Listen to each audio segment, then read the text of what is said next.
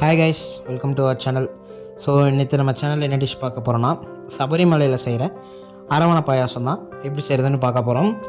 எல்லாருக்குமே ஃபேவரட்டான அரவணை பாயாசம் இது. நிறையா பேர் வந்துட்டு ஐயப்பன் கோயிலில் வாங்கினதை வந்து நம்ம வீட்டில் ட்ரை பண்ணணும்னு நினச்சிருப்பீங்க.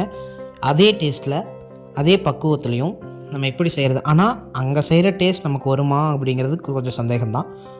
ஆனால் நம்ம சுவாமியே சரணம் ஐயப்பாங்கிற சொல்லி ஐயப்பனோட அருளோடு நம்ம செஞ்சோம்னா கண்டிப்பாக வரும். ஓகேங்களா, நம்ம வீடியோக்குள்ள போகலாம். ஃபஸ்ட்டு நம்ம பேன் வச்சுக்கலாம். பேன் வச்சு ஒரு 2 ஸ்பூன் நெய் ஊற்றிக்கோங்க.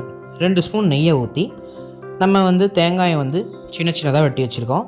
அதே மாதிரி ஒரு 4-5 முந்திரி எடுத்து வச்சுருக்கோம். ஓகேங்களா, அதையும் நீங்கள் வந்து தனித்தனியாக கூட இந்த நெய்யில் வறுத்துக்கலாம்.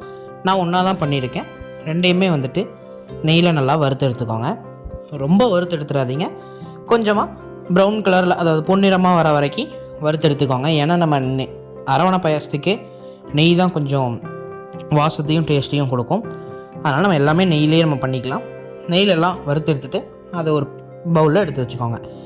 அப்புறம் மறுபடியும் நம்ம ஒரு ஸ்பூன் நெய்யை ஊற்றி அதில் வந்து நம்ம மட்டை அரிசின்னு சொல்லுவோம். ஓகேங்களா, கேரளா அரிசி, மட்டை அரிசி, சிகப்பரிசி, இந்த மாதிரி நிறையா ஒரே அரிசி தான் எல்லாமே. இந்த மாதிரி நிறையா பேர் வச்சு சொல்லுவாங்க. நீங்கள் போய் கடையில் மட்டை அரிசின்னு சொல்லி வாங்கினீங்கன்னா கொடுப்பாங்க. அதையும் கொஞ்சம் நெய்யில் ஊற்றி வறுத்து எடுத்துக்கோங்க. சில பேர் எப்படி பண்ணுவாங்கன்னா, குக்கரில் வந்து ஒரு 7-8 விசில் விட்டு அந்த மாதிரி பண்ணுவாங்க. ஓகேங்களா, நம்ம அப்படி பண்ணாமல் வறுத்துட்டு அதுக்கப்புறம் தண்ணி ஊற்றி கொதிக்க விடுறோம். நம்ம இப்படியே பண்ணிக்கோங்க.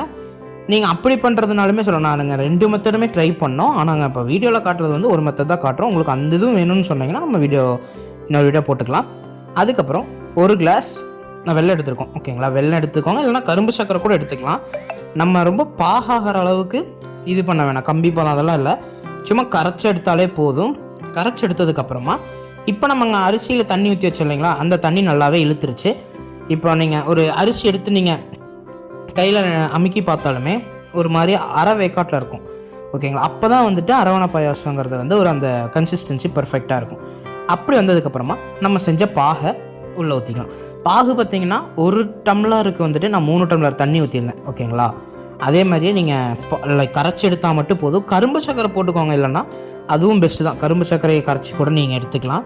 அதுக்கப்புறம் நம்ம ஃபஸ்ட்டு வறுத்தோம் இல்லைங்களா, தேங்காய், முந்திரி, அதை எல்லாமே இதில் சேர்த்து இந்த கன்சிஸ்டன்சி வர அளவுக்கு நல்லா கொதிக்க விட்டுருங்க. கொதிக்க விட்டுட்டு கொஞ்சம் கெட்டியாகும்போது மீடியம் ஃப்ளேமில் வச்சுருங்க. ஓகேங்களா, நான் பேனில் தான் செஞ்சிட்டு இருந்தேன். கொஞ்சம் அது எனக்கு பொங்கி வெளியே வரனால நான் குக்கருக்கு மாற்றிட்டேன். ஓகேங்களா, இவ்வளோ தாங்க நம்ம அரவணை பாயாசம். இதை வந்து குழந்தைங்களிருந்து பெரியவங்க வரைக்கும் எல்லாருமே சாப்பிடுவாங்க. கண்டிப்பாக எல்லா வீட்லேயுமே ட்ரை பண்ணி பாருங்கள். செய்கிறதுக்கு முன்னாடி ஐயப்பனோட அருளில் சுவாமியே சரணம் வைப்பான்னு சொல்லிவிட்டு நம்ம செய்ய ஸ்டார்ட் பண்ணோம்னா நம்மளுக்கு பக்காவான அரவணை பாயாசம் கிடச்சிடும். ஓகேங்களா, நம்ம சேனலை இன்னும் சப்ஸ்கிரைப் பண்ணாதவங்க சப்ஸ்கிரைப் பண்ணி வச்சுக்கோங்க. இந்த வீடியோ பிடிச்சிருந்தால் லைக் பண்ணுங்கள். ஸோ இந்த வருஷம் மாலை போட்டிருந்த அனைத்து ஐயப்ப பக்தர்களும் நம்ம சேனல் முன்னேறணும்னு சொல்லி அங்கே ஐயப்பன்ட்டு ஒரு வேண்டுதல் வச்சிங்கன்னா இன்னும் கொஞ்சம் நமக்கு யூஸ்ஃபுல்லாக இருக்கும். ஓகேங்களா, ஸோ தேங்க்யூ கைஸ். சப்ஸ்கிரைப் பண்ணாதான் மறக்காம பண்ணிடுங்க.